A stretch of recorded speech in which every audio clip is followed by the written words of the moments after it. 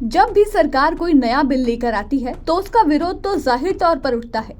सरकार के बिल के विरोध में विपक्ष की तरफ से अक्सर हंगामा देखने को मिलता है, जिसके चलते सरकार को बिल पास कराने में मुश्किलें भी होती हैं और इसमें देरी भी हो जाती है। मगर अब राज्यसभा में सरकार के लिए बिल पास कराना आसान हो गया है, क्योंकि राज्यसभा में बीजेपी और एनडीए को बहुमत मिल गया है। एनडीए ने पहली बार राज्यसभा में बहुमत हासिल किया है, जिससे अब कई बिलों की राह आसान होने वाली है। तो चलिए सबसे पहले बात करते हैं उन बिलों की जिनको पास कराने में सरकार को अब आसानी होने वाली है। इनमें वक्फ संशोधन विधेयक जैसे महत्वपूर्ण कानून शामिल हैं, जिनको पास कराने के लिए पहले बाकी के दलों की मदद लेनी पड़ती थी। इसके अलावा तेल क्षेत्र विनियम और विकास संशोधन विधेयक 2024 और बॉयलर्स विधेयक 2024 की भी अब उच्च सदन में पास होने की संभावनाएं बढ़ गई हैं।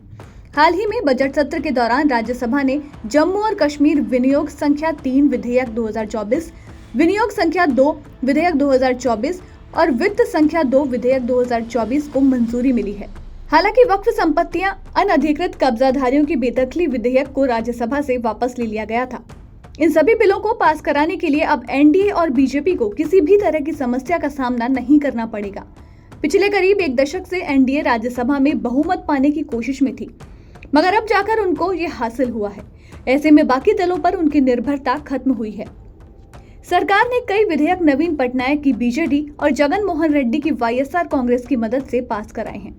हालांकि अब ओडिशा और आंध्र में सत्ता परिवर्तन हो गया है। अब दोनों राज्यों में बीजेपी और एनडीए की सरकार बन गई है। वहीं राज्यसभा में एनडीए ने बहुमत का आंकड़ा कैसे छुआ, ये बताते हैं।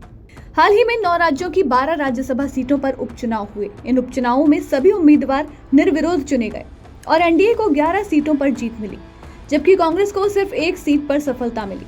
वर्तमान में राज्यसभा में कुल 245 सदस्य हैं, जिनमें से 238 सदस्य चुने जाते हैं और 12 राष्ट्रपति मनोनीत करते हैं। अब एनडीए के पास राज्यसभा में कुल 112 सदस्य हैं और 6 मनोनीत सदस्यों और 1 निर्दलीय सदस्य के समर्थन से ये आंकड़ा 119 तक पहुंच गया है, जो बहुमत के आंकड़े को छूता है। जबकि अकेली बीजेपी की बात की जाए तो राज्यसभा में उनके सदस्यों की संख्या अब 96 हो गई है। इसके अलावा एनसीपी अजीत पवार गुट और उपेंद्र कुशवाहा की राष्ट्रीय लोक मोर्चा के एक सदस्य भी एनडीए का समर्थन कर रहे हैं। वहीं विपक्ष की बात की जाए तो कांग्रेस राज्यसभा में विपक्ष के नेता के पद को बनाए रखेगी, क्योंकि उनके पास 25 से ज्यादा सदस्य हैं। कांग्रेस के पास अब 27 सदस्य हैं, जबकि विपक्षी दलों के पास कुल मिलाकर 85 सदस्य हैं।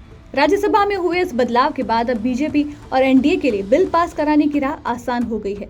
बहुमत हासिल करने के बाद अब वो बिना किसी सहयोग के विधेयकों को पास करवा पाएगी।